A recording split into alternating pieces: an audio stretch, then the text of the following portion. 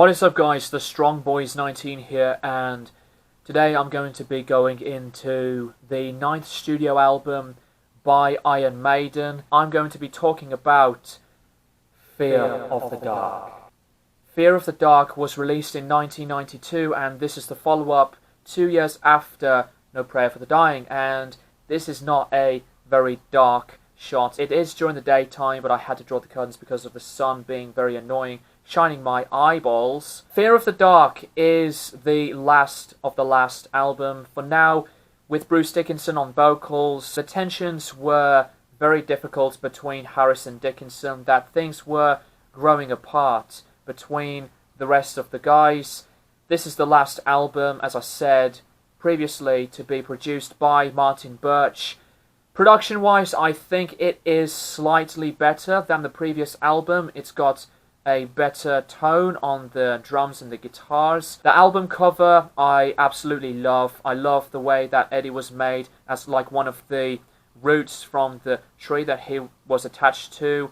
And I think it is a beautiful detailed cover with the moon in the background and to have the band's name next to it. I think it's one of the best favorited album covers in my mind for Iron Maiden album covers. Some of them musically is changeable from what you would expect to hear from an Iron Maiden album, but I will get to most of the tracks in a minute.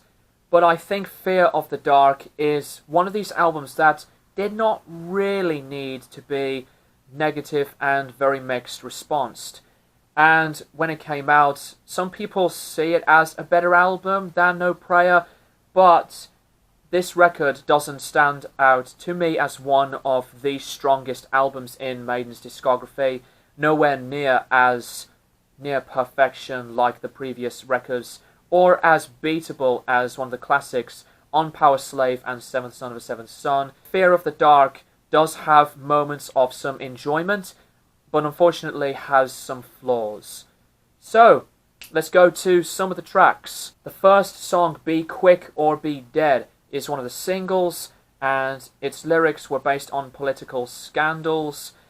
And immediately, from the start, it has a loud sound of the instrumentation, and it's very quick, fast-paced. Bruce Dickinson continues that vibe on his different raspy-esque tone on his voice like he did on the previous album. But I think Be Quick or Be Dead is a good opening song. From Here to Eternity is the fourth track in the Charlotte the Harlot saga, the third one being the terrible track Hooks in You. Continuation with that raspy voice from Dickinson. It reminds me on a Judas Priest track on one of their 1980s albums. The instrumentation was decent and the chorus is pretty good, but it's not as anthemic as the other ones. Some of the soloing is brilliant with the usage of the wah-wah pedal and the whammy bar, so I think it is a good track to follow up. Afraid to Shoot Strangers, according to the lyrics from the way it was written, it's on a political anti-war message-filled piece, and the synthesizers present on the introduction with clean bass and guitars. Some of the instrumentation on the first half is soft before it changes, and to me the vocals are very difficult and tiring for me to digest, as that I'm not a fan of his voice at all on this track that much. It's not terrible of a song. Fear is the key lyrically on the fear of sexual relationships and the learnings about the passing of Freddie Mercury that had happened not too long ago at the time. The music is simplistic on its pacing, and Bruce decided to change his voice into the way he naturally sounds, which definitely fits easily in my eyes. The song is very passable despite a few of the lyrics to be a little weak, but I do like this track. Childhood's End is a song that has multiple changes, especially on the repeats, on the introduction, during the continuation of the song. The delivery is okay on the verses, but it's very unusual. Not a favourite for me, and it's just pretty lackluster and feels uninteresting as it gets repetitive. Speaking of repetition, the track that I think is the most repetitive is The Apparition. That doesn't get anything better and changeable, but the bridge is okay.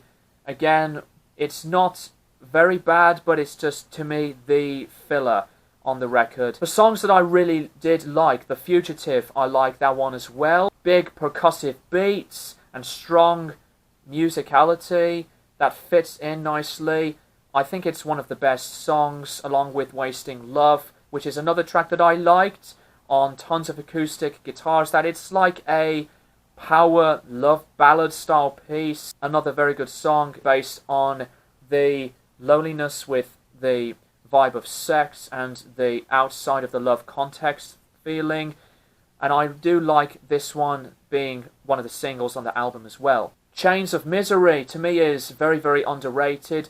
It's on a rocking delivery, and I do like the chorus, which is quite catchy, but I think it's a very underappreciated track for what it is.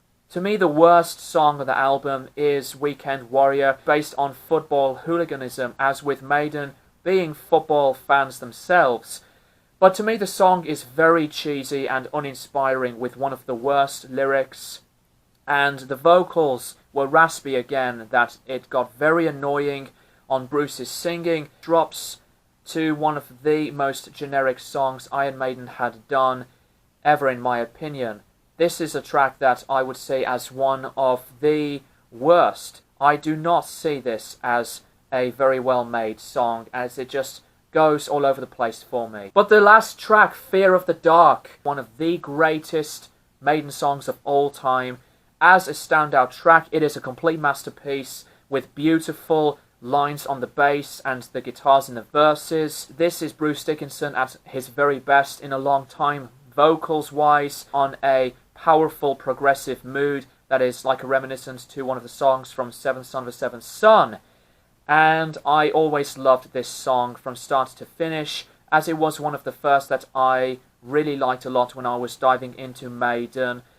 As a whole, it is the best track on the entire record, as obvious it is, but this is the greatest song out of all of the other ones. I think it is a very misunderstood album in places, besides the negatives that I had said from the gripes. It is a very enjoyable follow-up, very underappreciated one, that it deserves some more respect to the feedback that it got negatively or mixed response when it came out originally. But it is not one of my favourite Maiden albums, so I am going to respect this album for what it is. I'm going to give Fear of the Dark by Iron Maiden a 7 out of 10. Thank you guys for watching, and I'll keep you guys posted for more videos in the near future.